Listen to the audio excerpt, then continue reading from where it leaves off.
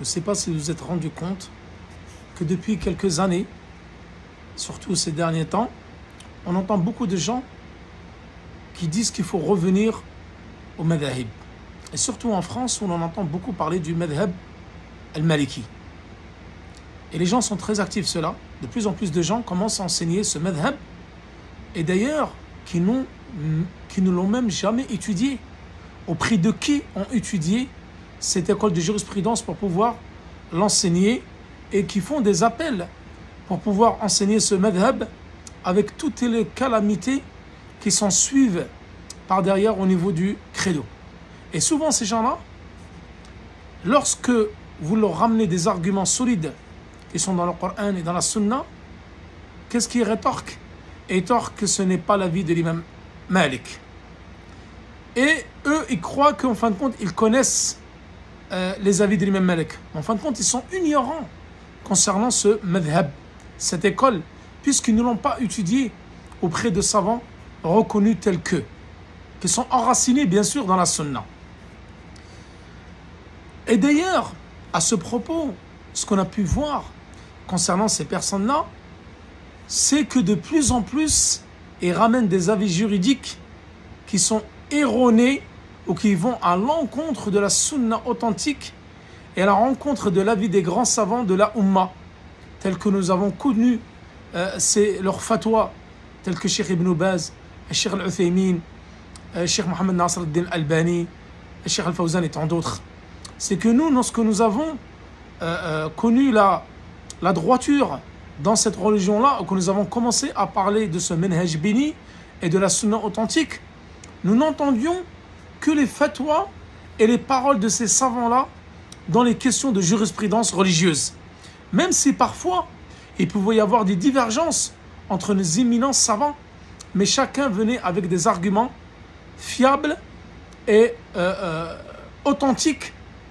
Et on sait qu'il y a des divergences au niveau de la jurisprudence.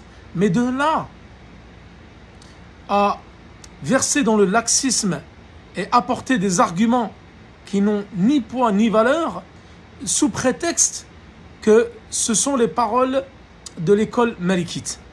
À titre d'exemple, une chose qui m'a interpellé, c'est qu'une personne, je lui ai fait une remarque concernant al-isbal.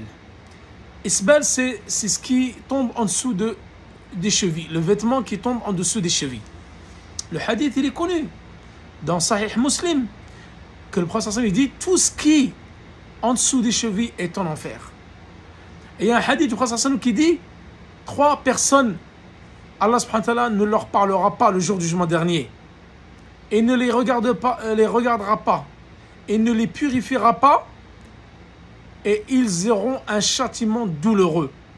Parmi eux qui? Celui qui traîne son vêtement en dessous des chevilles.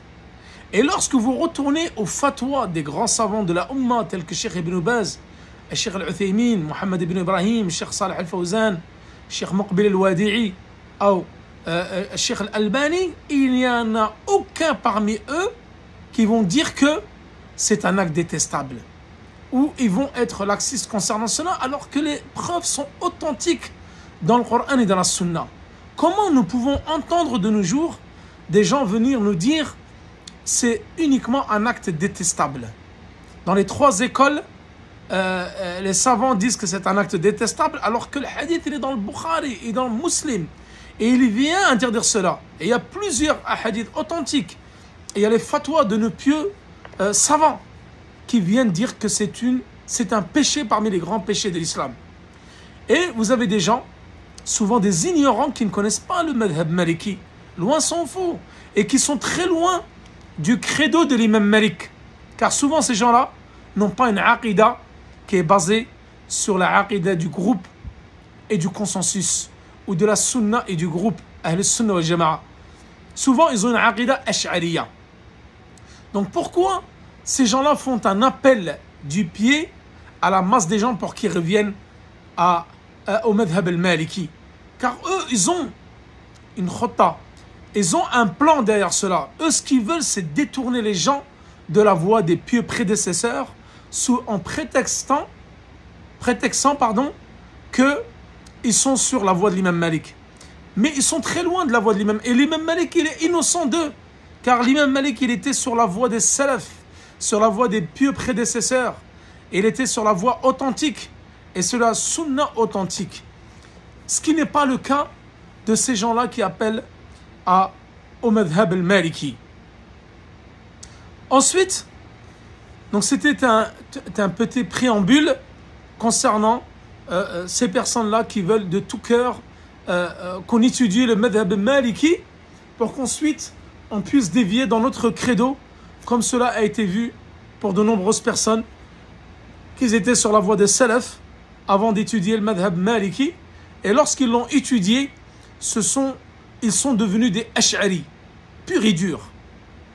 Donc, prenez garde mes frères, que si vous vient à l'idée d'étudier le madhab maliki, vous l'étudiez que auprès des savants enracinés dans la science, qui ont un manhaj droit, dénué de toute ambiguïté et surtout qui appellent à la voie des salaf sur le credo.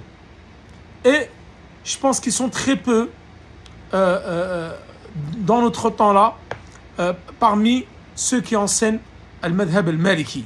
Que la plupart de ceux qui l'enseignent, ce sont des ash'ari et non des gens qui sont sur la voie des salaf.